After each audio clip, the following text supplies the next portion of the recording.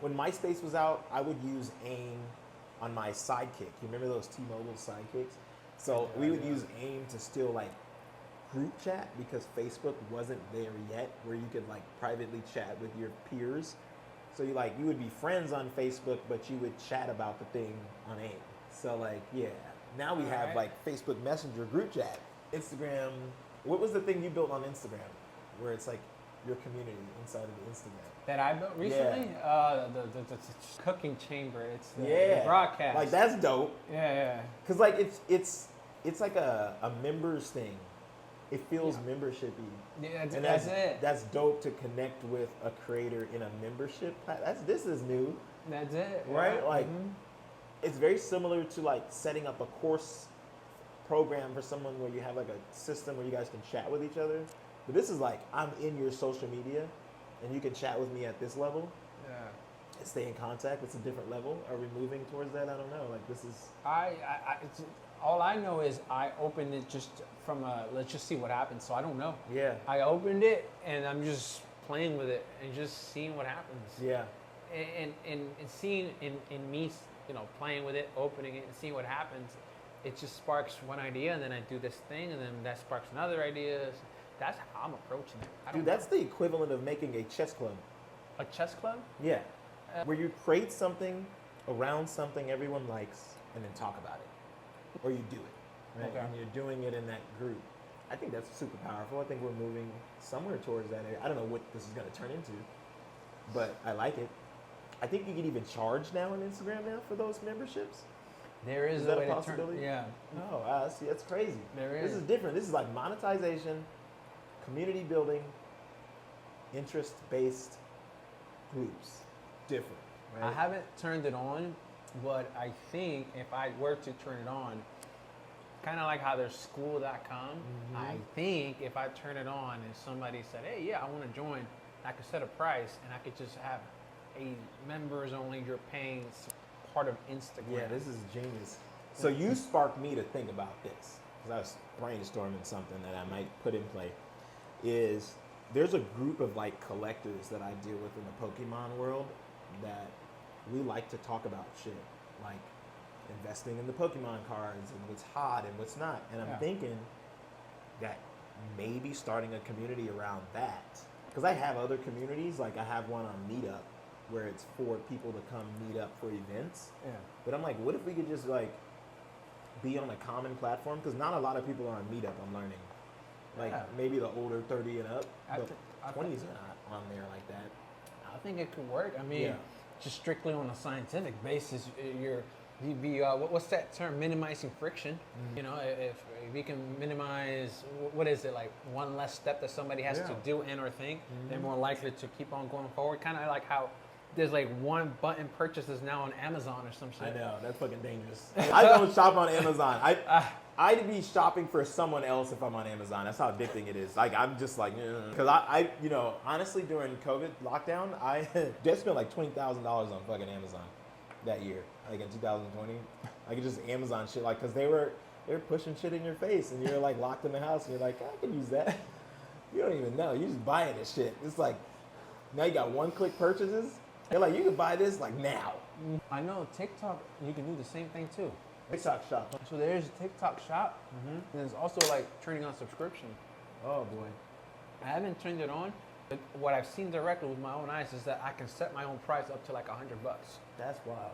So it's something that I'm thinking like, okay, Yeah. whatever price I set, I got to be able to at least, the other side's got to be like, yeah, I'm willing to for that price. So I'm just playing around with ideas with that. I don't know if you've seen this other places, but I feel like they all got this from like platforms like Twitch, because Twitch has multi-tiered memberships. Ooh, YouTube too, by the way, now. They do that. YouTube, yes. They're I'm smart. serious. That's where they're moving to, because I saw Twitch do this.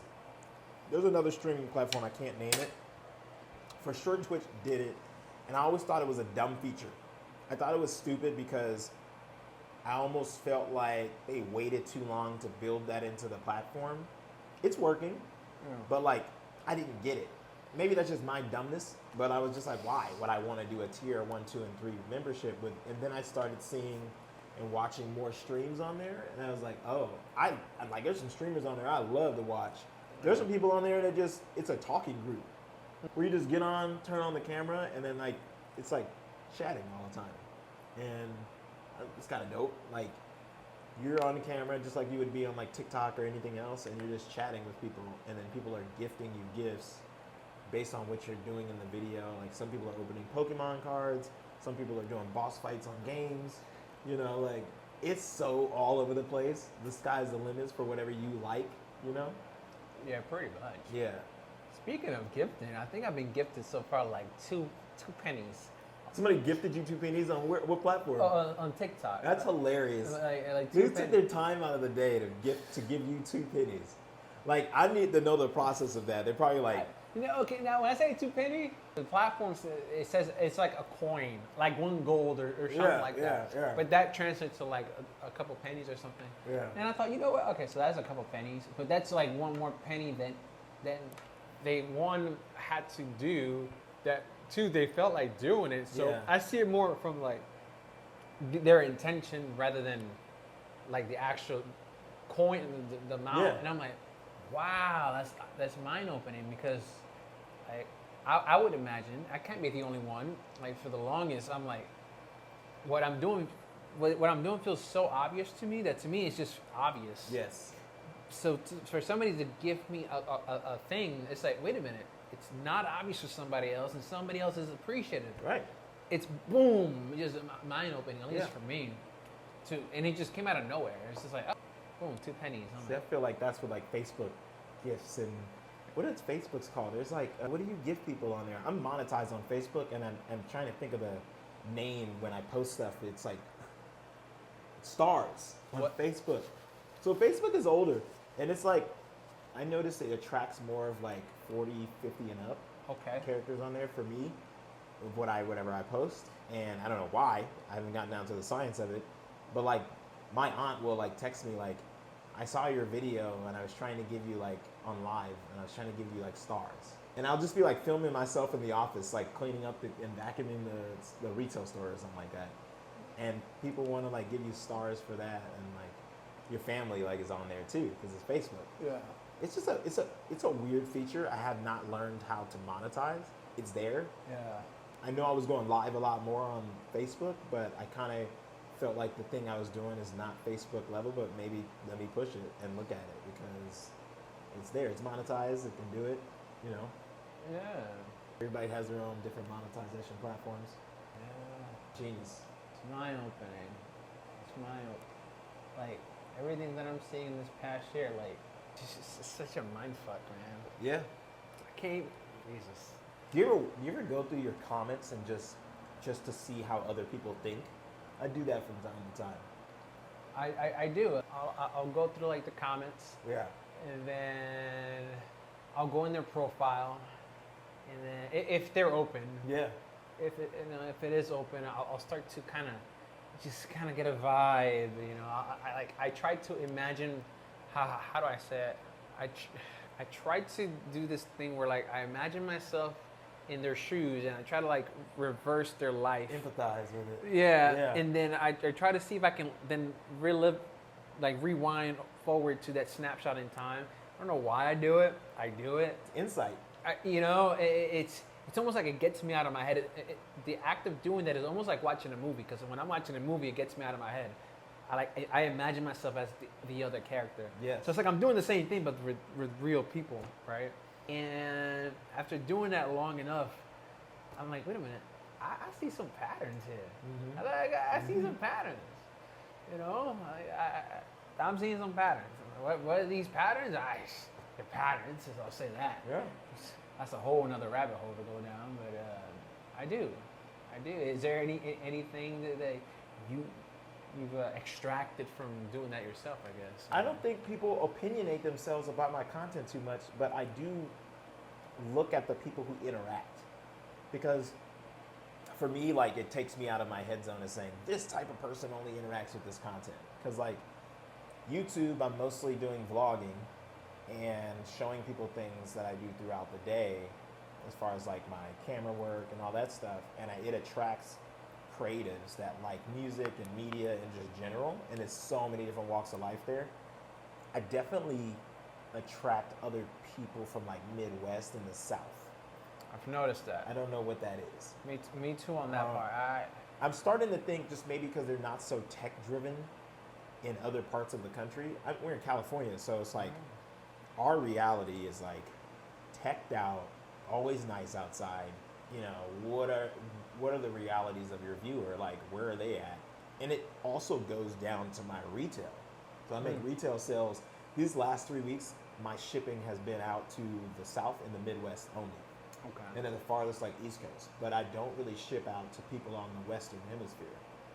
So whatever I'm selling, Pokemon cards, and what I'm selling in the Pokemon cards is needed by someone in that area. Yeah.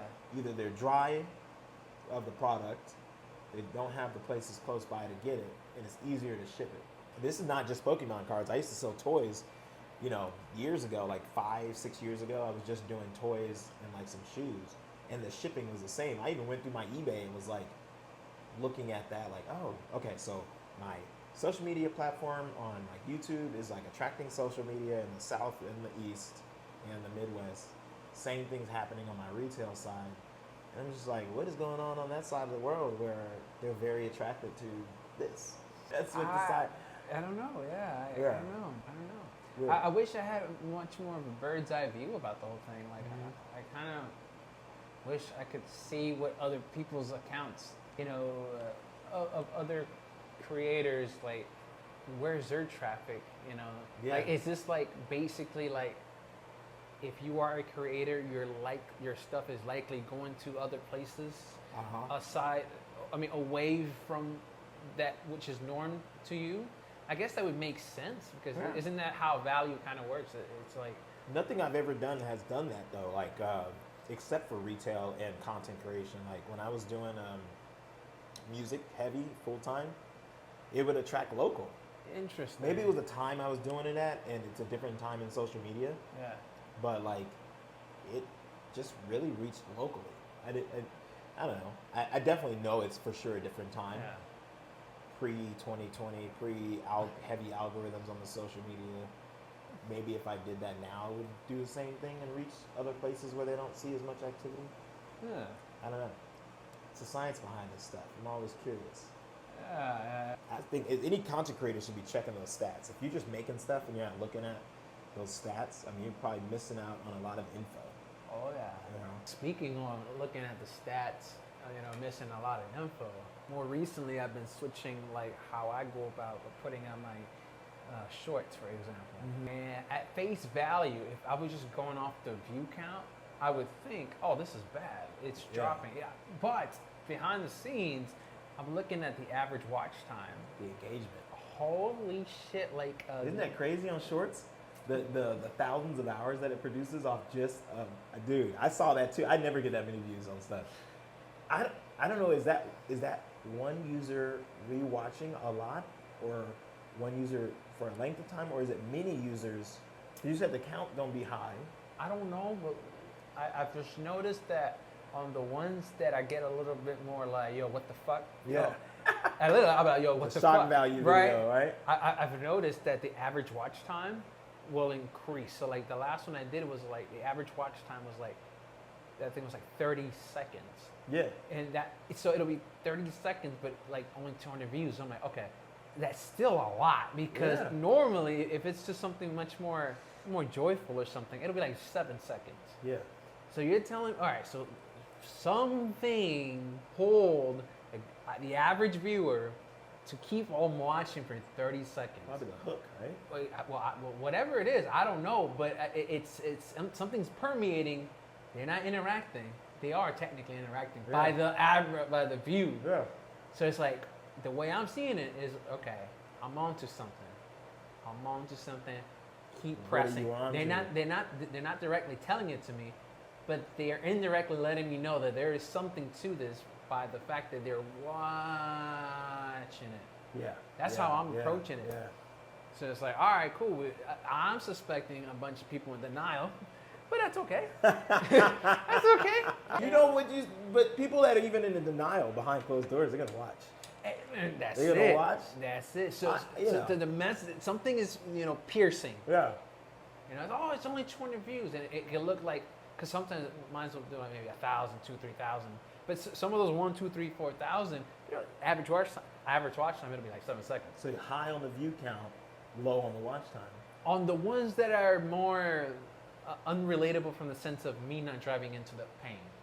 But the ones that I drive into the pain, it's like the view count is lower, very little comment or likes, but I know they're watching. Yeah. Because the damn thing is telling me, it'll be like the replay count. Yeah. It'll be like, so normally on the higher view ones, right?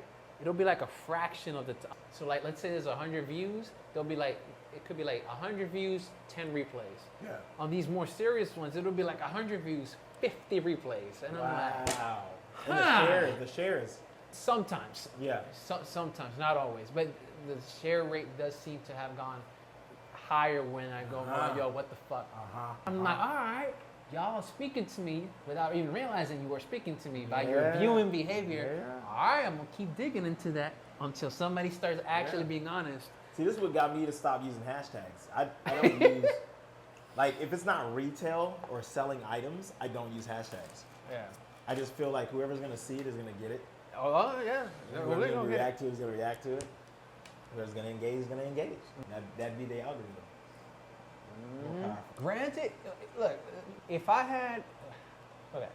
if me just communicating in a very like chill way did the trick, that's what I would prefer. Yeah. That's what I prefer.